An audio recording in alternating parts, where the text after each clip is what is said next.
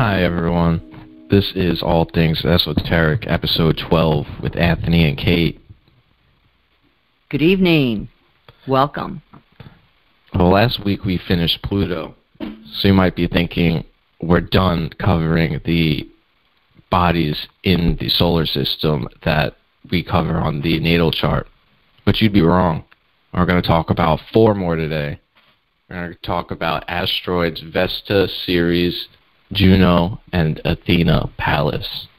And I just wanted to start off with a silly but serious quote from rapper Ab-Soul. All I got is goddesses. I'm a heroin addict. And with that, we go to Kate's astral update. Well, good evening. Good to be with you, Anthony. You too. All right. Well, welcome, everyone. Glad that you could join us. And I just want to pop in here before we get rolling on these asteroids, the 4 main that were discovered first before the other ones came, and just kind of give you a little bit of everything is in direct movement, as if to prepare us for what's coming with the event that Pluto will be involved in, and that is the return to the United States chart, which I have alluded to. This occurs February 20th. I put 5/10 because that's the time of the birth chart that I use for the United States. So at 5:10 p.m. it goes exact. This is going to return Pluto to the 1776 position within the chart.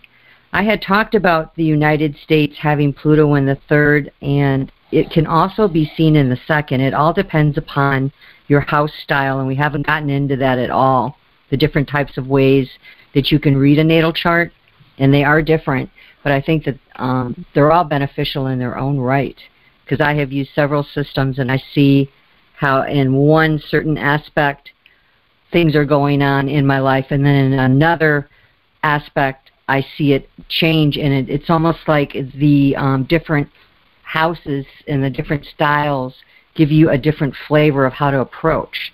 So it's pretty cool. I just encourage you to experiment with what you feel is calling to you, and then stick with that system and work with it. But Pluto will be returning to the United States chart in the 2nd house. I'm using the whole sign system in the 2nd house of the United States of America. And we have really felt these energies since about 2020, and we can go back and all kind of collectively look at what started in 2020.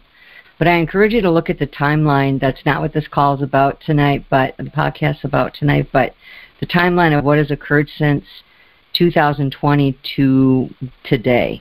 We've had significant change, and we've kind of beat this horse to death, so we're not going to go into what it means to have Pluto in Capricorn. But if you've been listening to us, we talk about it quite a bit, and just extreme changes within our financial systems and food, the way we do work, the way we do pretty much everything has been shooken up. But we've got a packed Capricorn expression this evening as I pulled the chart for 7 o'clock, and it's 6:54 right now. And this is coming out of New York, Eastern Standard Time. But we have Pluto in Capricorn, Mercury in Capricorn, Venus in Capricorn, Mars in Capricorn, all in the 6th house tonight. And we also have one of the asteroids we'll be talking about smack dab in the middle, which is Vesta. So when we start talking about Vesta, I want you to think about these inner planets that really make up the personality of Mercury, the communicator, Venus, who we love, how we love, the way we love, and Mars, our raw energy, our passion, our drive, all sitting there with Vesta and Pluto, as if to say, come on people, let's get your minds together, let's get your hearts together, let's get your passion behind this, and let's really take a look at these shifts and changes that are coming, and let's go ahead collectively and just move into them, because they're coming whether we like them or not. And there's almost like I see tonight a forewarning in the sky to be like, you know, this is serious. We're all in Capricorn. We're all really serious about this. We're controlled, and we want to make sure that we're approaching this with a sound mind, not a lot of emotion, and let Mars drive us towards the changes we need to make, not run us amok in circles and not be going anywhere. And it all depends on how you use that Mars. But you want to be looking at these Capricorn energies. They're very focused and fixed this evening. The other thing I wanted to bring up was we do have the North Node that has moved into Taurus, and of course that's giving us our direction and the way that we should be focusing our attention. It's the greater collective vision, and it's this second house theme of really wanting to be establishing loyal, reliable personal unions. So I've heard on the streets just by a lot of different people all the shifts and changes in our relationships that have been going on, and this is going to continue within the second house of the United States chart, because the second house again is run by Taurus, and that's going to have a theme there relating directly back to the United States and how we relate to other countries and other people, and how we're wanting all of us just a more, can we just get real here? Can we just be honest with each other? Can we just be more down to earth and realistic? And I think the biggest word there that I see is authenticity.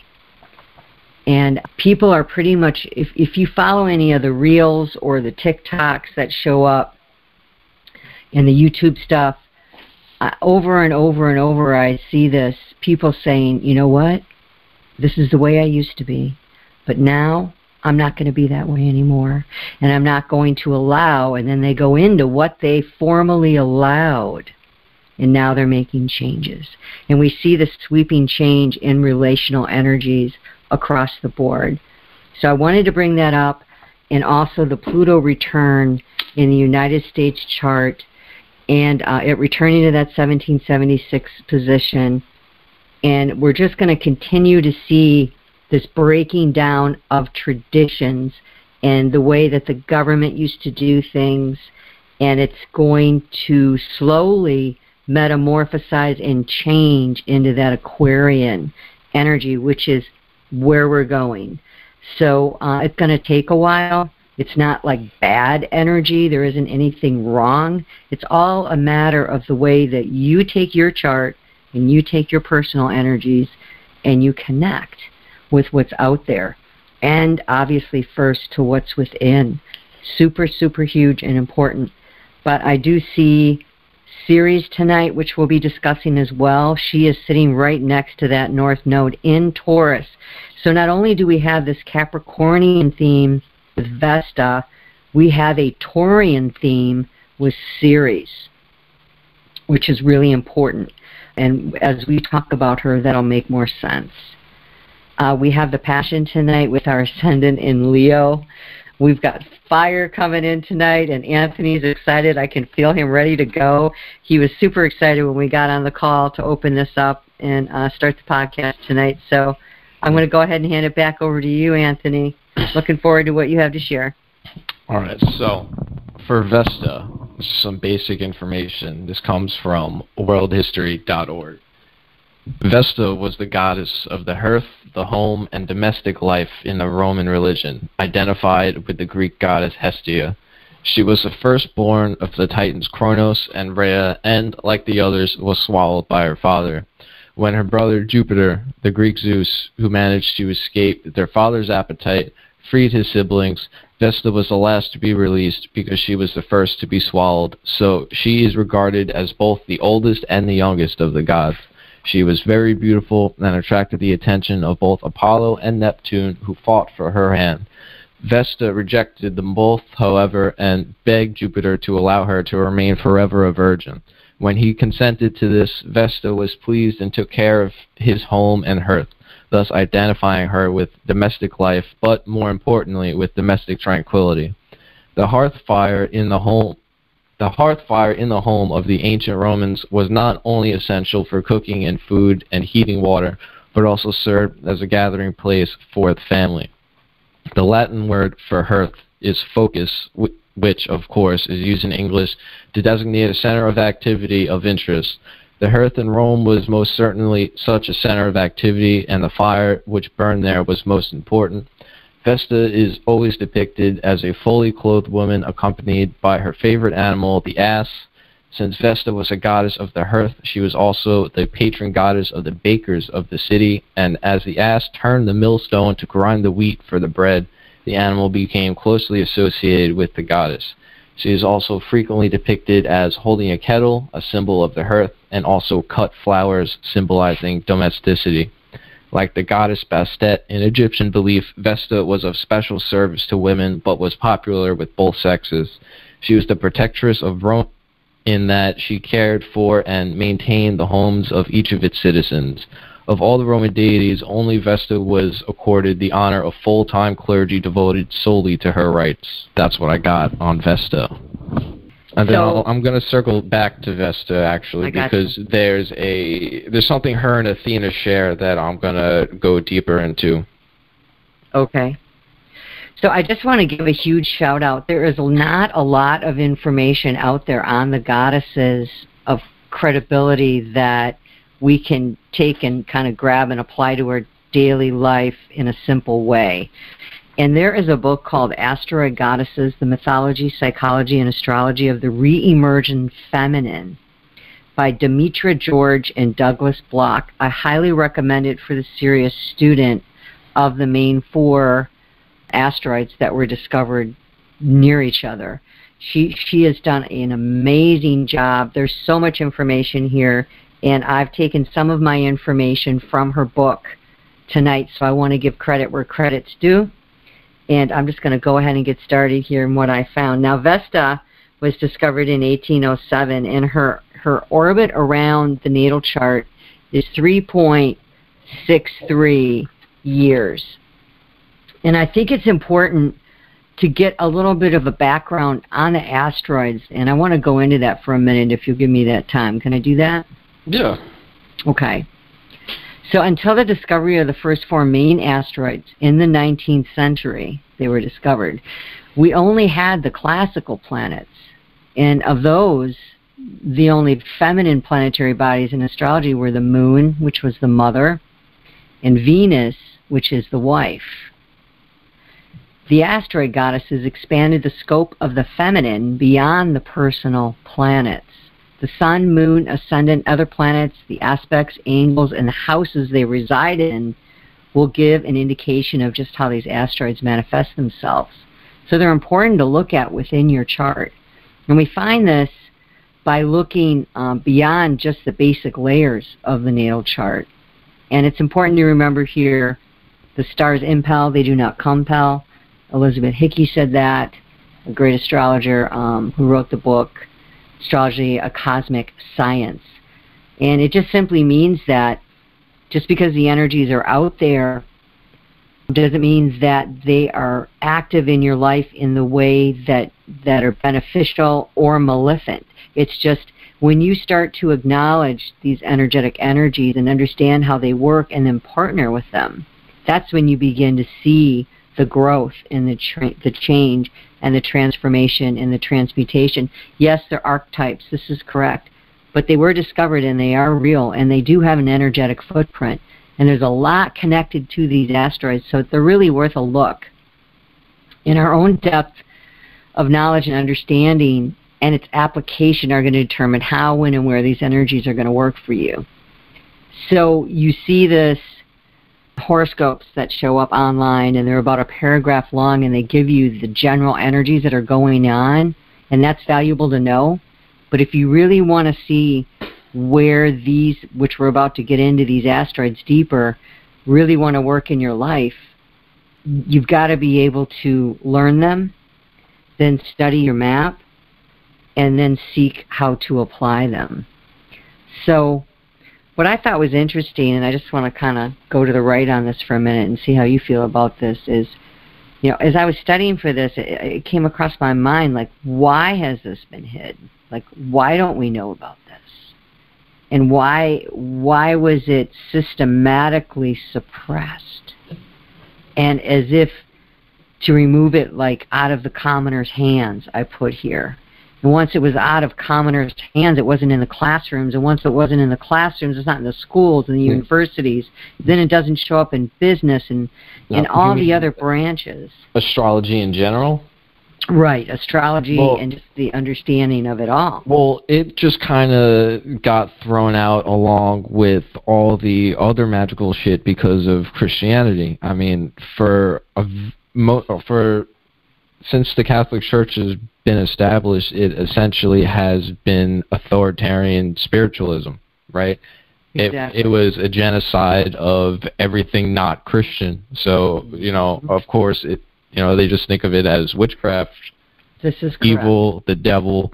I mean, it's hard to believe, but this still exists today. I mean, yes. Where we live in the United States, if you go to the South, if they see our tarot cards, they will literally think we are devil worshippers. Like, people still think like this. Mm-hmm. And, you know, I was asking the question rhetorically because obviously we do know the reason.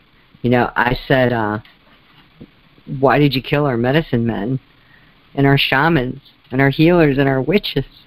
Like, there is no doubt, and I'm not going to spend any more time on this, but there is no doubt that systematically this was all suppressed. And the thing is, there's no stopping it now.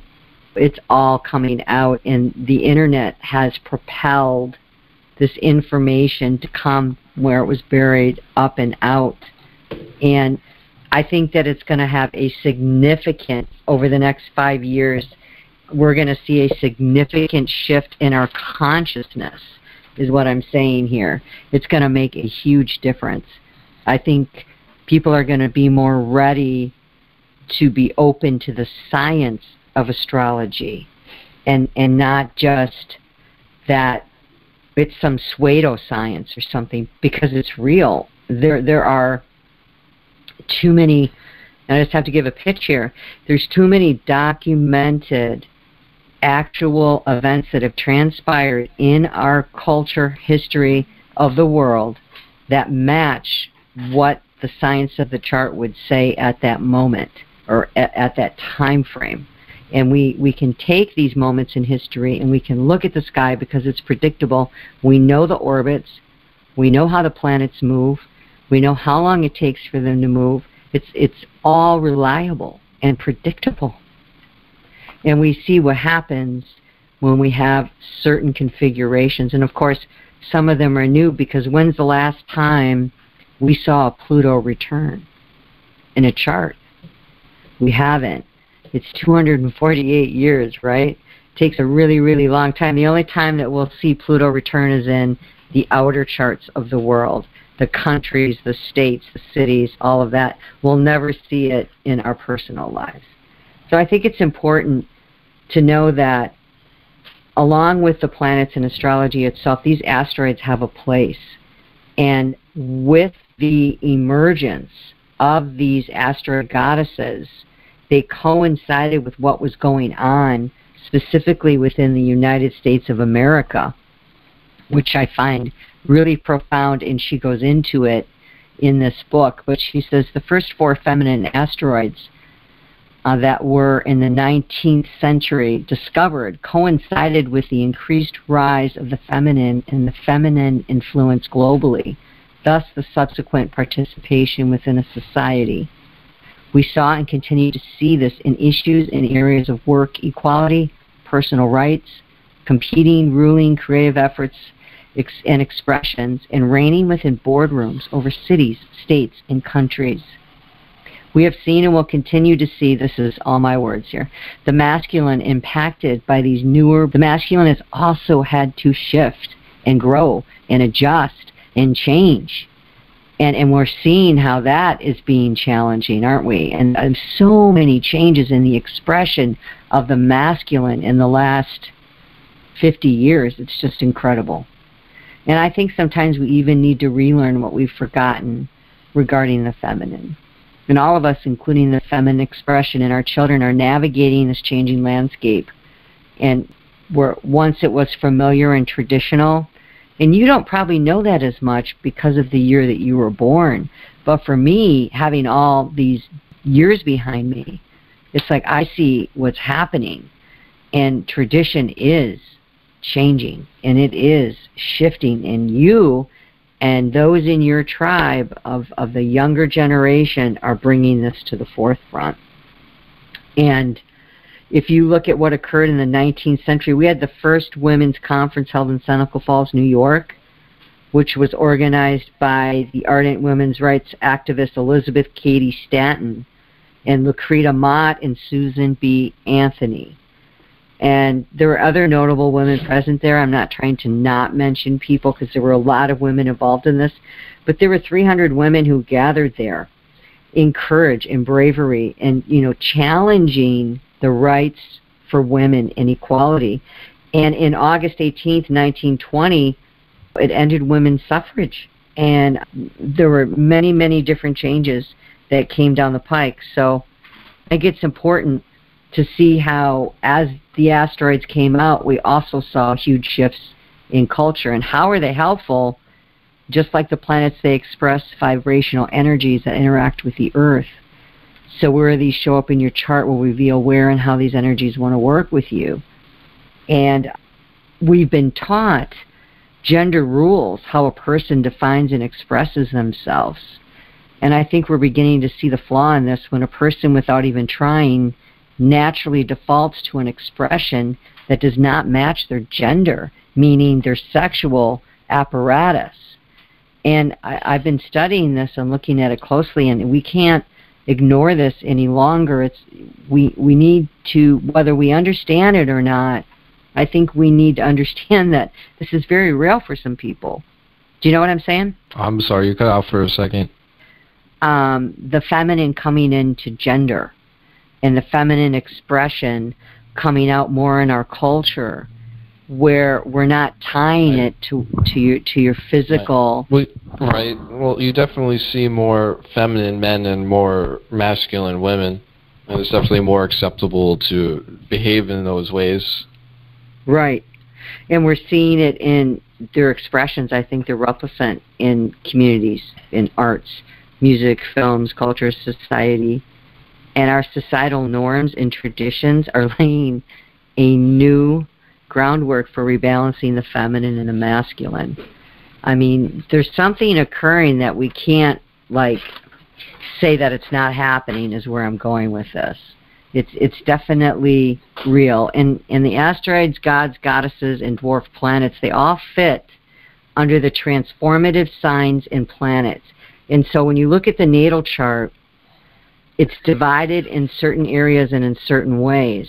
Okay, every house has its own meaning, and every portion of the chart has its own meaning. But when we're looking at the goddesses and these asteroids, they're the 6th through 8th houses and signs within the zodiac wheel. So mutable, 6th house is mutable Virgo, earth energies, which relates to the themes of daily life and our individual work, service, duty, health, and nutrition. And then the 7th house of Libra is about what are we talking about, and it relates to themes of marriage, relationships, partnerships, enemies, alliance, conflicts, legal matters. And then the 8th house of Scorpio is those fixed waters relating to themes of transformation, transmutation, death, dying, taxes, sex, psychology, power, deeply felt experiences. So what we're seeing here are the houses where the transformation and the relating takes place. And this is the energies in which these asteroids come into. So it's important to have that background when we're going into them a little bit and understanding how do they work. They're more than myths. They truly have come through within our culture, tying into feminine coming out. So with that, I'll hand it back over to you. Right. It's important to remember what the study of myths is, what myths actually are. It's not about whether they literally happened or not. It's about learning from the metaphors and symbolic thinking within them. Right, exactly. I do want to say this too. Vesta is the daughter of Cronus and Saturn, and her mother is Rhea. I don't know if you mentioned that. Yes. She is the brightest asteroid in the sky, and it's the only one that can be seen with the naked eye. Really? Can it always be seen, no matter where it is in its orbit? Yes. That's pretty cool. I didn't know we could see asteroids from Earth at all. I wouldn't think they'd be luminous, right? You'd think they'd just be rocks. She's the only one that you can see, and it's because she's composed of this unusual volcanic rock that reflects a large amount of sunlight, thus the fire, hence the internal flame. That's pretty cool. As goddess of the hearth fire, she became a symbol, like you said, in homes, as a guardian of the home. She was also in communities. Think when you see these movies that are really well done, you walk in, there's always a fire in the middle of town. You know what I mean? There's always like a fire. Where, it was very important in homes, and it ensured family and state cohesion. She's the priestess of Rome. And this is where we get the Vestal virgins. Her virgins, whereby they swore to celibacy as their duty, was to tend the sacred flame. I was fucked up if they didn't stay virgins. I read something about they poured hot lead down one girl's throat because she broke her vow of virginity. You know, we find of all of the asteroids, we do find Vesta has the littlest representation as far as artistic and mosaic representations. We don't find a lot of her, so it makes it difficult to understand her at all. But I want to read something from, this is page 119 of Demetra's book. This is interesting. You alluded to some of this, but it says, Vesta was the first Olympian to be born to Cronus, Saturn, and Rio, and the last to be born to Zeus, Jupiter, who freed his siblings from Saturn's stomach. Subsequently, Vesta chose to remain a virgin, refusing to marry either Apollo or Poseidon. Hestia immigrated to Greece from Mycenaean Crete at a very early period. Although there existed no images of her at the time, she was worshipped in all Greek towns where an altar to Hestia was placed at the Pyrotheum, the public hearth which contained the sacred fire. I thought that was pretty neat. There's actually evidence of this that we can see this taking place. So the Vestal versions, I didn't read that some of them didn't remain faithful, but that's interesting. I did not come across that at all.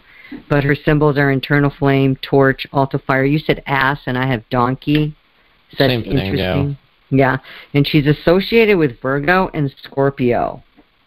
Virgo and I'm gonna get back to the Virgo part. Yeah. Okay, well, I'll let you go, and then I'll come back in after you on that. Go ahead. So Athena, some basic information from worldhistory.org.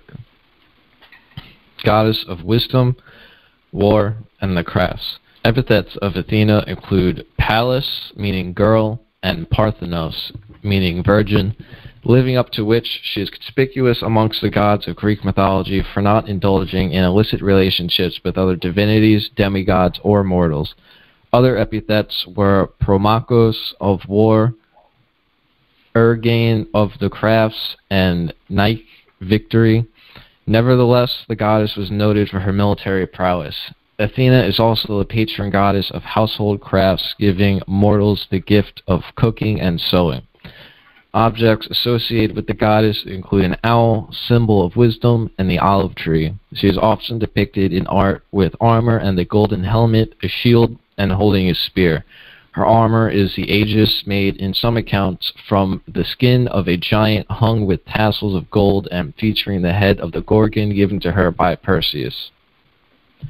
So I noticed both Athena and Vesta were called virgins, and I've heard of plenty of other goddesses and feminine figures called virgins. So I just wanted to go deeper into what exactly is meant when we hear that these goddesses are virgins.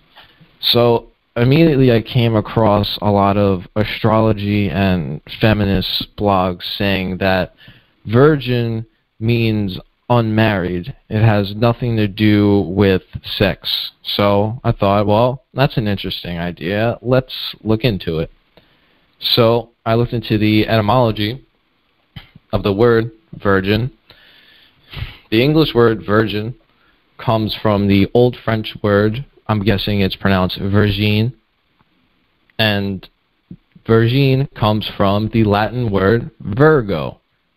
Virgo is the definition, definition of Virgo is a maiden, virgin, sexually intact woman. By extension, a young woman, girl. By extension of things, an adjective, appellative for unwedded, pure, and unused. Just to be thorough, I looked up the definition of Virgo in a separate Latin dictionary, and it gives two definitions. The first one is maiden, young woman, girl of marriageable age. 2, virgin, woman sexually intact. Okay, so what I got from this is that the virgin, it definitely does involve not having sex, but when we think of these goddesses being virgins, when we're in mythology, everything's a metaphor. Oftentimes the most immediate meaning isn't the first one, right? So when we think that these goddesses are unwed, right, the thing is, the reason why it was by extension a young woman, girl, an unmarried person, is because a young woman was expected to be a virgin until she is married. So this is why, by extension, it means a young woman, girl, right? So when we think of these goddesses being virgins, I think the more critical thing we should be thinking of, rather than them not having sex, we should be thinking they don't have a husband or kids, right? They're not tied down by any of that. They can do whatever they want, right? That's why we see Athena, like, Athena makes more sense now. She's fucking going to war. She's getting educated. So that makes sense, but that begs the question, like, what the fuck is Vesta doing? Right? She has this opportunity to go out and explore the world, do whatever she wants with her life, and she's just being Zeus's maid. Like, do you understand that? Yes and no. I think that she sacrificed some of that because she was really, her passion and her desire was to keep that fire going and to make sure that that hearth was always going. That was really important to her. Her psychological themes are focus and commitment, dedication, aspiration towards a goal, and sacrifices that one needs to make to attain those goals. So her themes are in the sign of Scorpio and in the sign of Virgo. She has duality there. She's not just virgin or Virgo. Right. Well, let's just go a little bit more into Virgo, because when we go into Virgo, we can understand these two goddesses more. Right? And the card for Virgo is the Hermit. It's very much about going in towards the self. It's really not about interpersonal relations at all. It's the complete opposite of that. All right? I have a quote from a book called Your Place in the Sun, officially authored by Evangeline Adams, but is ghostwritten by Aleister Crowley. And this is from the section on Virgo. It is a prime source of error in Virgo that the native of the sign cannot understand irrational human passion. The lack of humanity and sympathy, too often characteristic of Virgo, is even more striking than that which we found in Gemini. For that sign, after all, justifies itself by completeness of its intellectuality, while Virgo habitually applies the intellect to the more material side of every problem. People born under both of these signs should attempt to form a link between heart and mind. So I understood Vesta, as you were explaining it to me, as almost like a less personal relationship with the feminine. It's very, very practical. But, and I also kind of I thought I was but the myth I just don't get. Yeah. I could partially understand it as, you know, some women, that's what they really want to do. Like, whether she's given the freedom to do anything she wants in the world, that's essentially what virginity is to a woman. When we say that a goddess is a virgin, she just wants to be a homemaker. So that I could understand. A lot of women, you know, that's their goal and that's their whole thing. But those women whose main goal in life is to be a homemaker, it comes with having a family. So it doesn't make sense for her to be a virgin. Virgins don't make family. How could she be the goddess of the hearth, the focus of the home, the focus of the family, if she doesn't want a family?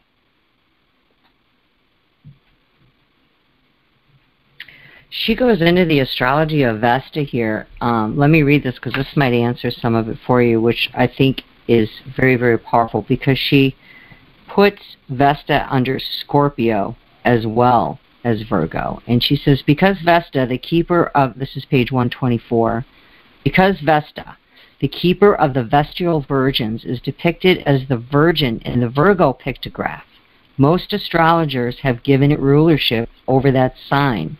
Vesta, however, also has a strong affinity with the sign of Scorpio. Vesta's dual rulership over Scorpio and Virgo becomes clearer when we examine the astrological origins of these signs. Remember, you're putting these between the orbit of Mars and Jupiter. In the original zodiac belt outlined by the Assyrian and Babylonian cultures, Scorpio was symbolized by a serpent and directly followed the sign Virgo. What is today called Libra was contained within the constellation Scorpio and was designated as the chale, the claws of the scorpion. The Virgo and Scorpio glyphs were similar in design but contained subtle distinctions.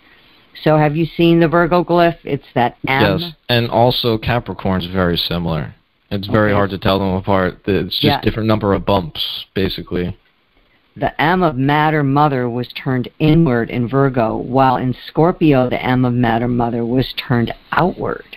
Hence, her reign of supremacy, the ancient great mother goddess, simultaneously manifested as both Virgo Virgin and Scorpio consort. Only with the ascent of the patriarchal culture was Libra, sign of marriage, placed between Virgo and Scorpio by Greek astronomers, whose society created an artificial duality in a woman's sexual identity. From then on, a woman was either virgin, chaste before marriage, Virgo, or a sexual consort after marriage, Scorpio. The recent discovery of Vesta has given us a means of healing this unhealthy split by reuniting the Virgo-Scorpio themes of this archetype. In the following pages, we shall examine. So she goes into Vesta's sexuality. Now, a virgin whore, I understand, actually, ironically, because that's one of the metaphors used for Babylon. The metaphor there is, you know, again, it's not really about sex. It's, as we talked about, if you remember back to the Saturn episode where we discussed Binah, Babylon is a personification of Binah, the divine feminine, the receptive. So being the virgin whore, it's about being such a powerful unit of receptivity that you can absorb any and all energy while remaining unchanged, a virgin. All right, well, I'm done with what I had to say there. If you want to continue. I don't have anything to add to that. Well, that's all I have for Athena. So do you have more on Athena? We were on Vesta there. We jumped back over to Vesta, but yeah, I want to hop on Athena for a minute. I was really excited to study Athena. I learned a lot that I did not know. But she was discovered in 1802, and she takes 4.6 years to go around the Earth, and she is perceptual skill, the warrior queen and goddess of war and victory. She's ruled by Libra and Leo. So you have creative intelligence at work here. And she's often shortened to just Pallas, and she's the second asteroid, like I said, to be discovered. Pallas represents the wisdom of the feminine spirit as indicated by the mythology of Pallas Athene, and we know she was born from the head of Zeus, and she's symbolized by the owl and the snake. Pallas within classical Greek mythology was second only to Jupiter, and the Greek city of Athens was named after her, the intellectual center of Greek civilization. So she's represented as a masterful tactician and strategist, and she uses her wisdom to settle disputes and showed others how to uphold the law and peacefully settle disputes. Pallas is a symbol of power that is interested in independence and deep wisdom. She does not ally herself to any man. She's a strong warrior who helped and aided men of goodwill and whose advice was honored and prized for its intelligence. Here we see the feminine residing in a spirit of independence, and this is the swords, the cool mental judgment. She represents a creative use of the mental faculties in conjunction with ancient wisdom. And she is connected to arts, especially plastic arts, such as sculpture and pottery, trades of smithing and metal founding, as well as weaving, embroidery, and woolworking, as well as medicinal remedies that tie into health and healing, as well as the secret of regeneration through Medusa's blood. And I didn't go down that whole path, but there's a lot there. Are you familiar with that whole story of the regeneration? I'm familiar with the story, but I'm not with Medusa, but not about the regeneration through her blood. Yeah, I think that's where some of these things have carried themselves forward within our culture that go back, and that's just for another time. Yeah, I know in modern times, Medusa has become, an item of, well, I shouldn't say an item, a subject of worship for, a lot of modern pagans. Yeah. Well, there's the whole thing with using blood and all kinds of things, which I find really ironic because the big thing with Christianity was Jesus' blood, and there's something to the blood. There's life in the blood. There's a lot of symbology. No. Well, in the beginning, the Eucharist was actually psychedelic, and it was actually a ripoff from the Greeks. That's a thesis of a whole book I'm going to mention again that I mentioned last time. Wow. Just wow. Yep. So within a chart, she reveals a unique creative intelligence and higher wisdom. I have her in my 11th house, so I thought that was pretty cool. But I have her in Virgo. She shows up within astrology as primary Libra, the principle of creative intelligence. This is the 7th house of cardinal air, and then, of course, Venus is going to be involved with this. So who you love, how you love, where you love, why you love, Venus. This is where someone is very independent in their own expression and mental nurturing. So within the chart, she can indicate high wisdom and intelligence, and the ranges. Now remember, not everybody has the same chart, and just because we're saying these asteroids doesn't mean that they could be debilitated and not in the best positions, because there are things affecting these asteroids. So this is where we see genius to mongoloid, or learning problems or disabilities, where we can see mental retardation. And if she's debilitated within a chart, you can see dyslexia, problems with perception, hand-eye coordination, learning difficulties, problem solving, and also this is where we see leadership skills, healing powers. Those who are deeply, deeply concerned with justice, fairness, protection, and her glyph, of course, is the symbol spear of protection with the owl, serpent, and shield representing her. And I just really could connect with this asteroid. I really felt like I could really understand. She is the one that will stand up for the weak. She's very much concerned about things being done right. And of course, I have her in Virgo, and that can be a challenge right there. But that's all that I have on Pallas. Oh, I just want to ask the question, just propose the question. What is it, like, what are they saying in that she's both the goddess of war and the goddess of justice? Clearly they think, every war they go to is just, right? I mean, of course, that's what they would think. or at least, you know, they would reasonably hope, or I'm just being cynical about it. Yeah, I understand. I mean, like, is there justice in war? I think what it is she knows when and where to assert her concern and to affect change with, I think diplomacy is just as strong in her as her desire for war. It's kind of like, I think it's two sides of the same sword. I don't want to see anybody harmed or murdered or hurt, but we've talked about it. You know, if you come into my house, all bets are off if you're here to harm me. You know, right. Of course.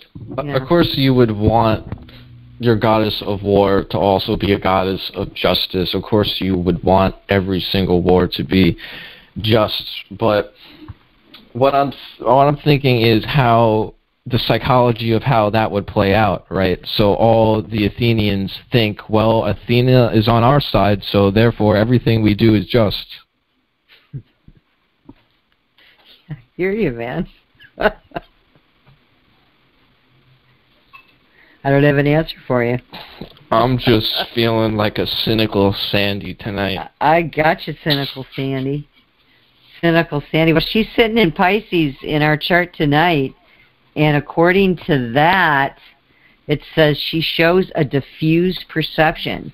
One sees through merging oneself in between the spaces of dense reality and experiencing a direct contact with the object. As a healer, she excels in psychic and faith healing.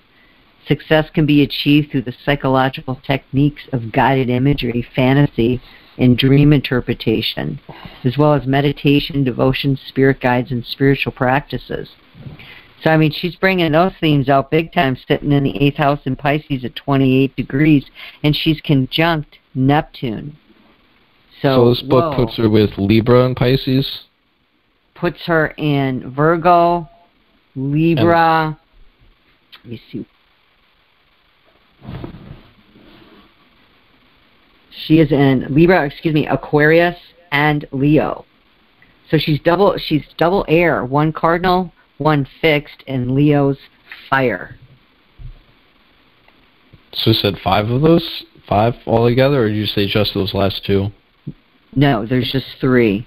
It's Libra, Aquarius, and Leo. And I didn't, take the time to break all that down. But again, I really recommend this book by Demetra George. Yeah, I mean, she's got the fire of Leo there and the passion, and this is where it ties in that fixed fire nature that we see in her. But again, the expression changes. Okay, so she's moving through our solar system and moving in and out of signs and in and out of houses and in and out of aspects. So it's this constantly evolving is a good word, shifting and changing into new cultural narratives. Yes, there's the same basic premise in the blueprint to her, but just like your own chart, it shifts and it changes and you grow. And by the time that you die, if you live a full life, your sun will no longer be the sun you were born in. It will have shifted in signs, depending on how long you live. All right. I'm ready for the next one, if you are. Yes. You've gotten Pallas and Vesta so far. Yes, so let's do Juno. Okay. So worldhistory.org.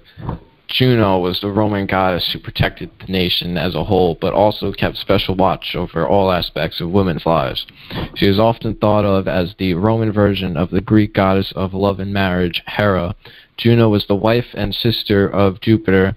She was a protector of one in confinement, often pictured wearing a goatskin, carrying a spear and shield. She was Juno Lucina, a word meaning light, the goddess of childbirth. No offering could be made at her temple unless all knots were untied, because the presence of a belt could hinder the delivery of a woman's child. Lastly, she was Juno Moneta, the moon goddess, who was a patronage unique to Rome. Like many gods or goddesses, she had her own festival on March 1st called the Matronalia, which was a time of renewal and awakening of nature. It was a day when husbands were expected to give presents to their wives. The day is supposedly in celebration of the birthday of her son Mars, the god of war. Strange as it may be, Jupiter was not Mars's father. It was instead a magical flower. Some authors claim the festival actually celebrated the anniversary of the end of the Roman Sabine War and honored the role women played.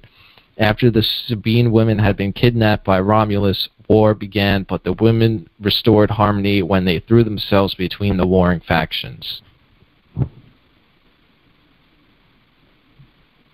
I'll give that back to you. Okay. I have Juno being discovered in 1805, and of course in the Greek she's Hera. Her orbit is 4.36 years around the chart. She is the divine consort, goddess of marriage, queen of the heavens, known as the triple moon goddess. And this is Libra, cardinal air, and Scorpio, fixed waters. Her glyph is a scepter for royalty. So she is considered the goddess of marriage and was considered one of the two married women in Olympus. Venus Aphrodite would be the other. Venus did not honor her vows, however, Juno did. Wife of Zeus, Jupiter, like you said, was revered for her fidelity and loyalty. This is where we get this marriage partner or partnership feel to her. Juno is known as Hera, which forms the roots He-era, which means the earth, and also translated as lady. She functioned as the patroness of married women. She presided over all rights and arrangements of legal marriage. The 6th month of June was important to her, and this is why many weddings appear in June. Isn't that interesting? It's funny how you see, I came across a lot of things like that we still do today, coming from, man, these started so long ago. Now I don't think people really think about that. I mean, people don't know about the goddess Juno. They just know it's good weather in June. Exactly. Or did they name the best weather month after Juno? Discovered the female reproductive cycle. What? What'd you say? I said, or did they name the best weather month after Juno? Oh, yeah, right. Which came first? I got you. Juno governed the female reproductive cycles as well, which symbolize the orderly passage of rhythm and time. So within a chart, she's going to symbolize the principle of relatedness through a committed relationship or partnership. So there's a striving for a perfect blend and union of souls here. And Libra representing marriage and Scorpio consummation. This is where these two energies come together. And the difference here between Vesta and Juno, although both connecting with Venus, is that Vesta connects, then goes back to her world, whereas Juno connects and becomes reabsorbed back into the relationship. This is where we get this whole theme of commitment. And in the polarity, or the shadow side of Juno, we can see a range of suffering and neurotic complexes that occur when someone's love is not returned or even denied. So Juno will really tell you a lot about how someone relates in close relationships. And if it's got Mars on top of it, you know, in a square of another important planet, interpersonal planet to it, I mean, this could be, woo, you know. It all depends where she shows up. And this is where your greatest blessings will be, of course, your greatest challenges, too. So why do you think she's the protector of one in confinement? Like, did you see anything else relating to that?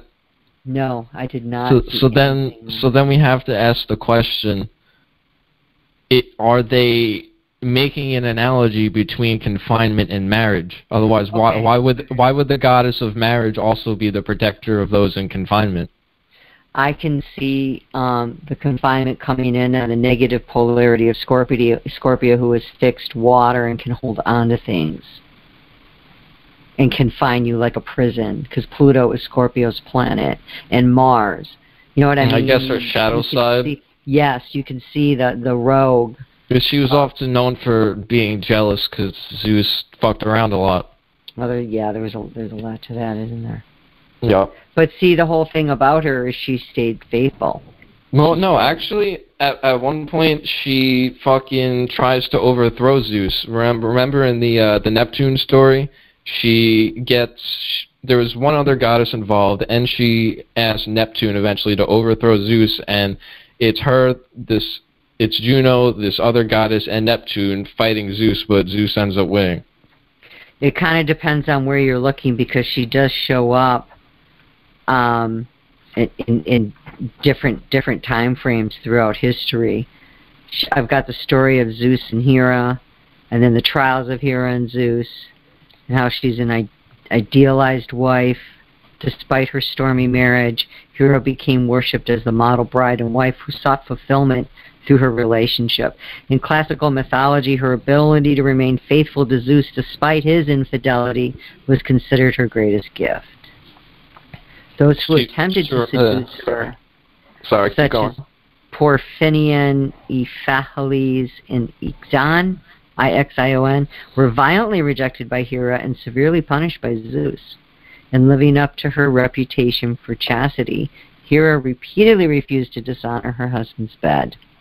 The form of marriage that Hera protected as marriage goddess was monogamy, or as seen from the woman's point of view, the fulfillment of herself through a single husband, to whom she could be a single wife.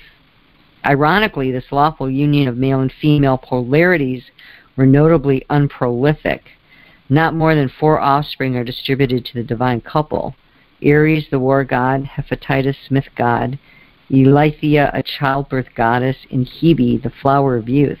And traditions abound in which none of them were the result of the union between Zeus and Hera.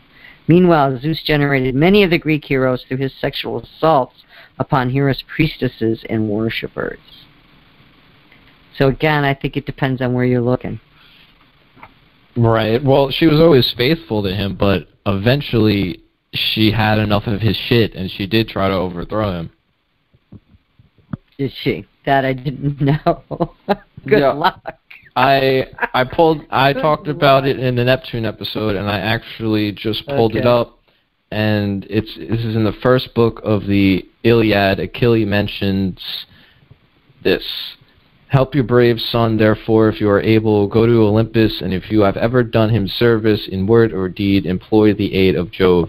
Ofttimes in my father's house, when he with others, Juno, Neptune, and Pallas Minerva would have put him in bonds. It was you, goddess, who delivered him by calling Olympus the 100-handed monster, whom gods call Briarnus, but men Aegeon. For he is stronger than ever with his father, when therefore he took the sea all glorious beside the son of Saturn, and the other gods were afraid. It did not bind him. Go then, to remind him all this, clasp his knees." So this isn't the fucking one, but go back to the Neptune episode. Okay, well, where was that from, though? Who was that? That was the first book of the Iliad. Okay, well, this is Homer, the hymn to Hera. And he says, "Here I sing of Hera, she has a golden throne. Rhea was her mother, she is an immortal queen. Hers is the most eminent of figures, she is the sister, she is even the wife of Zeus, thunderer. She is glorious, all the gods on vast Olympus revere her. They honor her, even equal to Zeus, the lover of lightning." That's from the hymn to Hera, Homer. Homeric hymns. So, yeah, I mean, it's just, I guess it depends on where you're looking, but I don't think it's a conflict. When you add Scorpio to that, I don't see it as a conflict. I've never read anywhere. Go ahead. Here we go. I found AskingLot.com. At the end, right, when Hera, Apollo, Poseidon, and Athena lead a rebellion against Zeus, they failed and were punished. Apollo and Poseidon were sent to build Troy's wall. Hera was tied upside down from the heavens, but no punishment for Athena, Greek goddess of wisdom, is mentioned. She is known to be Zeus's favorite child. Interesting. So yeah, eventually she has enough of his shit. I guess she doesn't cheat on him, so she is faithful, but yeah, she does try to overthrow his fucking ass. Well, that's different than being unfaithful. Yeah, definitely. Yeah. That's that Scorpio, man. Time to put up with that shit. Right. All right, you want to go on to Ceres? The Great Mother. Yes, but I have to grab the book from my car. You have to grab the book from your car? I'm sorry, it was a couple paragraphs. I didn't want to copy it. Oh, okay, I got you, dude. That's one second. Okay, so you're going to take it away with Ceres. Ceres. This gets a little interesting. I swear. Wiki. In ancient Roman religion, Ceres was a goddess of agriculture, grain crops, fertility, and motherly relationships. The Romans saw her as the counterpart of the Greek goddess Demeter. In Roman bridal processions, a young boy carried Ceres' torch to light the way. The most auspicious wood for the wedding torches came from the Spina alba, the May tree, which bore many fruits and hence symbolized fertility. The adult males of the wedding party waited at the groom's house. A wedding sacrifice was offered to Tellus on the bride's behalf. A sow pig is the most likely victim. Varro describes the sacrifice of a pig as worthy of a mark of weddings. This is good. Because our women, especially nurses, call the female genitalia porcus, the word for pig. Okay. Interesting. And that was from Professor Speyer. Now, Demeter is, I just thought that last part was interesting. There's really no deeper value. It was just, oh, that's interesting. Okay. That is interesting. So, I just want to read to you the basic details of the myth that Demeter, or Ceres, is most known for. Right, when her daughter is abducted. So these are the basic details. There's more parts of the story, varying details, but this is the basic rundown. Once upon a time, young Persephone is out and about picking wildflowers when Pluto abducts her into his underworld kingdom. And I'm reading from the Immortality again, as I did from last week. Brian Muraresku. The innocent girl would have been damned to eternity as queen of the dead were it not for her mother's grit and tenacity. After looking high and low for her missing daughter, the broken-hearted Demeter lands in Eleusis, where she continues to mourn. At Demeter's command, the king and queen of the archaic town erect a temple in her honor, but there is no consoling the lady of the grain. Furious, she hides every seed from the Greek plow, withering the fields and sending famine throughout the land. Humankind is on the brink of starvation when Zeus finally caves to Demeter's demands. He orders his brother Pluto to release Persephone at once. The king of the dead obeys, but not before forcing a pomegranate seed down Persephone's throat as a kind of enchantment. Forever after, Persephone would still spend 1/3 of the year in the underworld in exchange for 2/3 of the year above the ground with Demeter. Right? Now, some varying details, or some you just left out in this basic description. Hecate is the only one that sees Persephone, where Persephone goes. No one is aware of this abduction at all, except for Hecate. Hecate is the one who tells Demeter, and Hecate is involved in consoling Demeter and confronting Zeus, and also protecting Persephone on her way through the underworld. Yes, and I mention this simply because we love Hecate here. Yes, we do. She's amazing. Welcome, welcome. We welcome you. We welcome you. So continuing on this myth, the central part where Demeter talks about her koukion, her mixture with her barley. So, quote, the king and queen of Eleusis, Celeus and Metaneira, have just invited Demeter into their regal mansion to lift the grieving mother's spirits. The goddess hasn't eaten or drunk anything in days. Metaneira offers her some red wine, sweet as honey, but Demeter refuses, claiming it would be sacrilege to break her fast with a beverage that was more to the taste of Dionysus, the boundary-dissolving god of wine, theater, ecstasy, and mystical rapture. Appropriately, the lady of the grain was a beer woman. She requests the barley-based koukion, which simply means mixture or medley in Greek. To avoid any ambiguity, she then rattles off the recipe of the magic potion that will be used in her rites for centuries. Barley and water mixed with tender leaves of mint, or blechon. I'm sure I'm saying that wrong. That's the ancient Greek. The level of detail here doesn't really advance the plot, which makes the passage stick out like a sore thumb. Another peculiar feature is the gap in the original manuscript that cuts this section off mid-sentence. As many as 26 lines are missing, the largest gap in the entire poem. Had the ancient author revealed too much, and did a later scribe try to correct the error?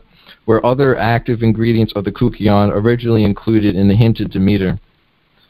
So on this wheat, he's talking about an investigation that happened in the 70s with the creator of LSD, Alexander Hoffman. He is our chemist here. At Watson's request, Hoffman tracked down and analyzed the ergot of wheat and barley. At Watson's request, Hoffman tracked down and analyzed the ergot of wheat and barley. So, if you don't know, ergot is a type of fungus that grows on wheat, which also contains LSA, lysergic acid amide, which is the closest thing to LSD in nature. Alexander Hoffman used LSA to create LSD. Basically, you just tweak LSA a little bit, you have LSD. And so this LSA, it also feels very similar to LSD. It is psychedelic, so keep this in mind. He analyzed the ergot of wheat and barley, both of which would have been plentiful on the Rarian plains so explicitly showcased in the hymn to Demeter. He found they indeed contained two psychoactive alkaloids, ergonovine and lysergic acid amine. Both are soluble in water, meaning with the techniques and equipment available in antiquity, it was therefore easy to prepare an hallucinogenic extract, assuming, of course, the herbalists of ancient Greece and as intelligent and resourceful as the herbalists of pre-conquest Mexico. So basically, this is a fancy way to say, because, right, all the good alkaloids are in water, and bad alkaloids are not soluble in water. So all you have to do is a water extraction. This is a fancy way to say make tea. If they can make tea, this is all they had to do. So continuing. Amazingly, Watson's hunch 20 years earlier had been spot on. There were no psychopharmacological reason why the ancient ergot of Eleusis couldn't have had the same effect as its chemical cousins, Hoffman's LSD-25. Well, you can just ingest it and find out. Or the psilocybin resident in Marina Sabina's mushrooms. It's all fungus in the end. But is this really why barley figures so conspicuously in the hymn to Demeter? Until 1978, the crop had always been interpreted as a clear-cut symbol of fertility. Persephone's death in winter and resurrection in spring. Did the Lady of the Grain actually reveal the contents of the elusive potion that would lure pilgrims to Eleusis for 2,000 years like moths to the flame? When Demeter said barley, did she really mean ergotized barley, a coded allusion intended only for the initiates? Maybe this explains the three specific ingredients of the magic recipe. Ergotized barley, swimming with all kinds of alkaloids, some psychoactive, water to separate the useful alkaloids from the toxic alkaloids, and mint to cut the bitter, acrid taste known to accompany alkaloid mixtures. Right? With no scarcity of fertile fields, the Greeks could have chosen anywhere to host the mysteries. Was Eleusis selected as the final site because its barley was uniquely prone to ergot infection? The kind of ergot that would produce just the right alkaloids season after season, like clockwork? A solitary line of poetry from the 7th century BC seems like an awfully slim piece of evidence, but that's where this puzzle begins. And you'll have to read this fucking book to find out what it is. The Immortality Key. Yeah, that's pretty fascinating. The Immortality Key, huh? I'll put it on my list. Like I said, this book goes on to basically get into how the most qualified people in the world to understand the very earliest the very earliest Christian writings, right? They're all in ancient Greek and Latin. Well, the ancient Greek and Latin scholars stay away from this like the fucking plague because it's religion. They don't want to touch it. This guy is one of the rare ancient Greek and Latin language scholars that has actually studied these works, and he is saying that the original Christian Eucharist was psychedelic, and it was basically a ripoff of the Greek Kukion. And he eventually goes on in this book to show archaeochemical evidence of this. Well, her character is the goddess of agriculture and the Eleusinian rites, and the Earth Mother. Yeah, that's what I was talking about, Eleusinian. Yeah. I didn't know how to pronounce that, but I've seen it before. Okay, Eleusinian. I got it. Yeah. Well, she is the first asteroid to be discovered in New Year's Day, 1801, and the largest of the initial 4 discovered. And, of course, Roman Earth Goddess of Grain and Harvest. Like you said, Greek name Demeter. But she's the natural processes of fertility and renewal. So tying into what you said, when we think about psychedelics and how we now know they're being used for PTSD, cessation in smoking, depression, things like this, and successfully, we're seeing that they do bring renewal. So it's interesting how that all ties together. And she's very much concerned about the child. She's the great mother. And right. We talked about the rebirth experience last episode associated with the psychedelic experience of the Eleusinian mysteries, but it doesn't have to be limited to that. Like, many people have had that psychedelic experience in labs, at home, whatever, documented in LSD psychotherapy. Read about it. Well, she rules Cancer, rules in Virgo. And as the ruler of Cancer, this is from her book, the maternal instinct primarily symbolizes the need to nurture and care for others. So it's interesting to me, just a light bulb went off. I'm highly interested in plant therapy and helping people, becoming certified and sitting with them and helping them through traumas. And I have very heavy Cancer influence in my natal chart. Just heavy Cancer. And so this universal mother theme comes up for me. And how it's just amazing how it ties right into what you were talking about. That, I'm actually interested in that. Of course, everything connects. Seeing people renewed.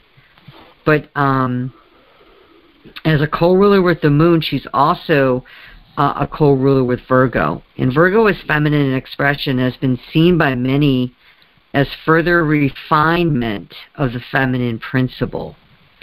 So an afflicted or poorly placed Ceres can indicate problems with being able to nurture or be nurtured by others. You can have food complexes, addictions, food eating disorders. This is where we see anorexia, bulimia, obesity. Feelings of rejection from parents or authority figures can also be revealed with where Ceres shows up in your chart. When she is in a strong, healthy expression, we see those who thrive in parenting and having a personal and social connection and conscious to the earth. These are gardeners, growers, servers of food are shown here. So where she shows up in a chart will show you how a person relates to motherhood and parenting themes. And her symbols are the sickle, tool for harvesting, and deeply connected with fertility, abundance, growth, agriculture, fruits, vegetables, grains, not just grains, but fruits and vegetables, all food.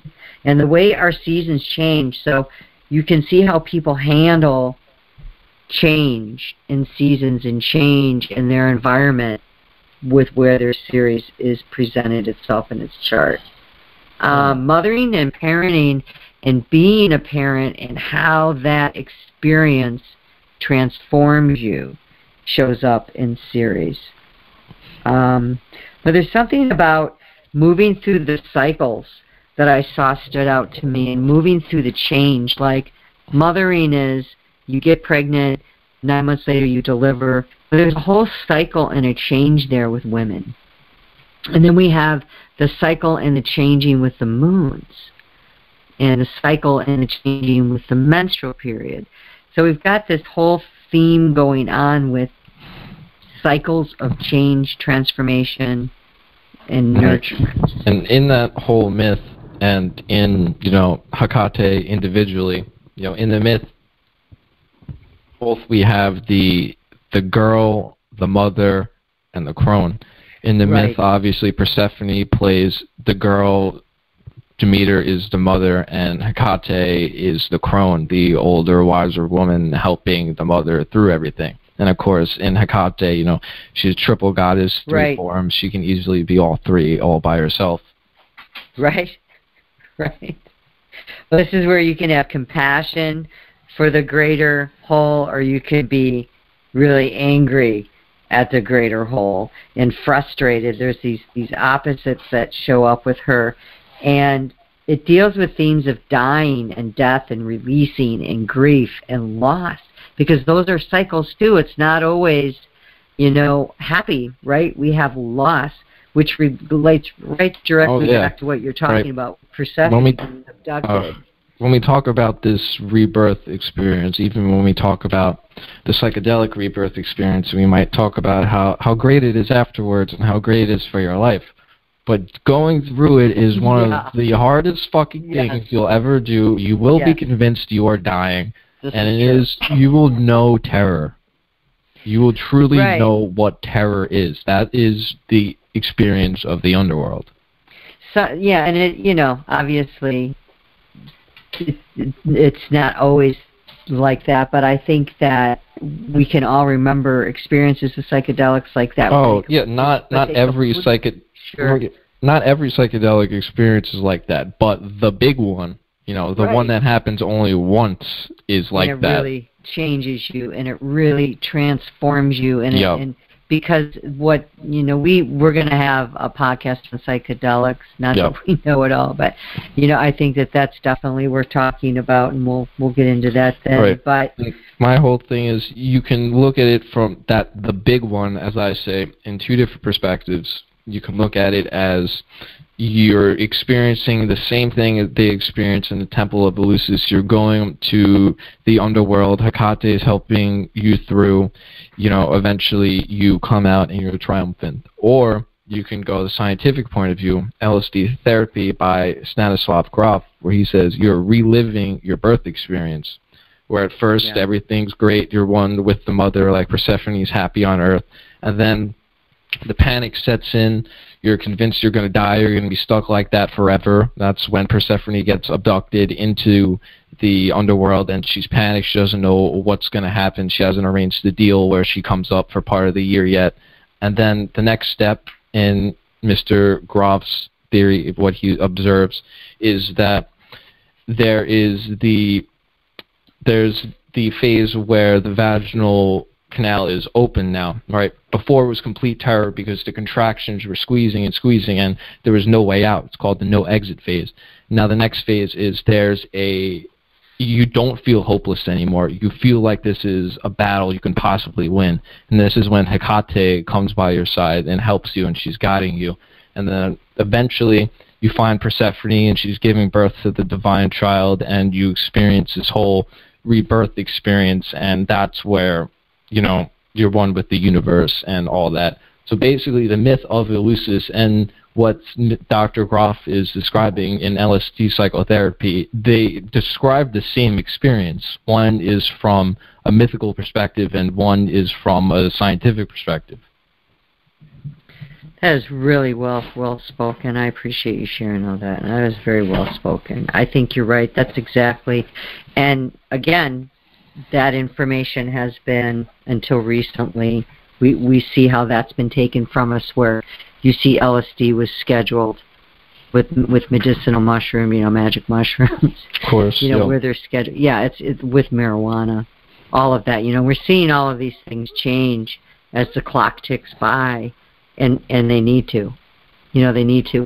I'm not advocating for us to use anything irresponsibly. There's a setting and a way to do these things, and it's gotten a bad rep because they've only focused on the negative aspects where people haven't always been responsible, and that's just not fair, you know. So there's a whole army of people rising up and saying, look, we need to revisit this. We need to look at it and stop trying to regulate so much. And again, you know, it's further just in efforts to squelch the truth and not let these other things come out, because they know when you start, connecting to these plants and connecting to these other chemicals, that they're going to transform your life, and you're going to wake up, and then maybe you won't need the systems that have kept you in chains. You'll no longer need them, and that's not something they can have. When I say they, I don't want to be like it's me against them. I'm just talking about the structures that have been in place, that have been introduced, that are not for the good of the whole. That makes sense? Hell yeah. So I'd like to talk about where these are all at tonight in our sky map, because they're going to be there for a little while. Really quick, and just bring in, starting with Ceres. She's currently sitting, like I said, conjunct that north node, 2 degrees apart, and she is in Taurus. And I wanted to talk about, this is from her book, What This Means. She broke this down, and it says, see if this doesn't sound like what's going on in our world right now, considering the themes of Taurus. Ceres and Taurus individuals receive nurturance through physical substance, a sense of stability, and being touched and held. In turn, they can nurture others by fostering their physical security and providing for them in tangible ways. Feelings of self-worth and acceptance are derived from learning how to provide materially for themselves. And balance results when the individual over-identifies with substance, and feelings of material lack promote excessive hoarding of possessions. So she's saying, I really need you to look at these themes and your tie to things of Taurus, which we have to tie Venus in, and these are how do we view money, second house themes. How do we view our resources, second house themes.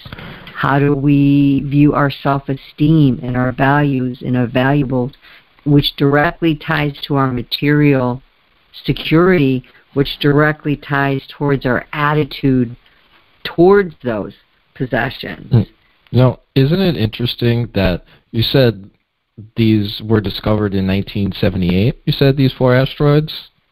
No, these were discovered in the early 1800s, 19th century, 1802, 1803, 1807. Never mind then. Yeah, and then of course they ushered in the woman's rise. I mean, they really re-identified the feminine. They really changed. There must be something must be going on with these asteroids, just in the past generation, because I noticed all the debilitations of the asteroids you mentioned, they are way more prominent, like with Athena, with the mental disabilities, with Juno, the obesity, the eating disorders. For Ceres, all the things you just mentioned, like those are all way more prominent in, the past, 20, 30 years or so. I would agree. That's right. And this is what they do. They bring this rise, and we can't go into it, but if you go back and just do a quick study on, when was, Mars discovered, when was Jupiter, and all these things, and you look at it, you're going to see how they directly correlate with transforming the culture and transforming the globe eventually.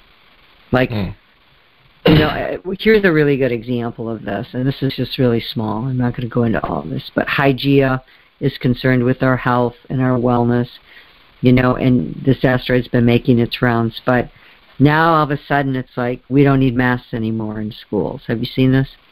Where they went from everybody has to be in school? Oh, masks. Oh, yeah. Recently? Everybody's got to wear a mask, and it's horrible. And there were people all along going, "I'm not wearing a mask, man." It's crazy to me. Like, people are still having lockdowns and stuff, and mask regulations. I mean, where I am, there's nothing. Like, COVID's been over for like a year. Right, I know, we saw that. My husband and I were looking at that, how different it is there. No, I mean, I'm up here in Virginia, and there's people driving around stuff, and I'm not here to say masks are good, masks are bad. That's not what I'm saying. But you can see how I was trying to relate it to how the information comes in, and then all of a sudden everybody's doing it. I've said all the governors are like, no masks in school anymore. And, it's like it becomes a snowball effect. There's a central like plan that they're all subservient to. Exactly. All right, let's look at Pallas next, and she's sitting in Pisces. And I started talking about that a little bit, but I want to go on reading. As a healer, she excels in psychic and faith healing. Now, we've definitely seen a lot of change. We see Pallas coming to the forefront and saying, look, we need to talk about the psychological techniques of guided imagery and fantasy and dream interpretation and meditation, devotion, spirit guides, spiritual practices. So she's bringing out the poet and the inspirational and the illusionary qualities in artistic expression. There exists creative skill in the media of film and photography, which play with light and illusion, and the ethereal music, which evokes feeling. So we have totally seen YouTube take off. Yep. Women coming out and doing channels. It's just beautiful to see these expressions. And I mean, just really stepping up and saying, look, I'm going to talk about these things. And I'm going to be devoted to it. And I'm going to bring it. It's been in Pisces. So it's really wanting to bring forth also the wisdom of compassion. The enlightened warrior, the Bahashatava, and the martyr. And this recognition of the universal suffering and desire for happiness, and saying, look, we need to think more one. We need to think more universal. And we need to bring these themes out of how, we can tap into these Piscean themes and into the higher levels. We've talked about Neptune, right? And how we can, and she's conjunct Neptune this evening. So, and Jupiter's there as well. But I find that interesting. We're totally seeing that absolutely take place, and she's trying to just continue to bring that out. And we have Juno that's in Aquarius. Let me jump over to Juno in Aquarius and what that means. Juno in Aquarius persons require the freedom to be an individual and have a life apart from relationship. So we have Juno in the 7th house tonight, and it's conjunct Saturn, but it's a very, very, it's more than 10 degrees, so Saturn's kind of moved off and releasing his restriction from Juno, but there was some things going on there for a while with some people in the theme of the 7th house. And in Aquarius, she's kind of throwing off, you're going to have Uranus affecting Juno here. And these individuals need to have the opportunity to experiment with new relationship forms. Have we not seen this where we're seeing open marriages really took off? Oh, yeah. And we've seen, polygamy becoming a thing. And in all kinds of expressions with male and female and non-binary and all the things that we're hearing here. When Juno is in Aquarius partners, they can be denied their freedom, and they may engage in non-committal, unreliable, and erratic behavior. Gertrude Stein's Juno in Aquarius conjunct the Sun reflect her assortment of intellectual, artistic, and offbeat friendships. So you see examples in people's lives of this. I definitely can attest to that. There's no doubt that there's been a change. And Juno has shifted and brought in, depending on the sign, right? And how long it stays in there. Do you know how long Juno stays in each sign? More of an openness. Well, it takes her 4.36 years to go around the chart. So I think she's going to spend about, what is that? I think we figured that out, or like 4 to 5 months, depending on the chart and depending on the house system in a sign. So she sits in there for quite a while. Yeah. And then we have Vesta. Is that the last one? Yes. And Vesta is in Capricorn this evening. Of course, that's that worker energy. And I wanted to talk about this for a minute anyway, because we have Mercury and Venus and Mars there. I suggested that. So there's a lot of communication going on in the next few days. You know, they're going to be moving. Venus is going to go right past Pluto again because she's in full movement. So when that occurs, that's going to be something. Relationships, changes in relationships. But Vesta's right there keeping the flame, the sacred flame in the middle of it all. And she's like, here I am. And I am in Capricorn. Individuals work best in structured and disciplined fashions.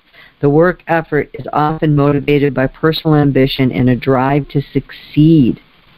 So she's going to have this added, and you've got, you know, Mercury, like I said, and Venus and Mars all working with her. It's a lot of power here for change in day-to-day relationships.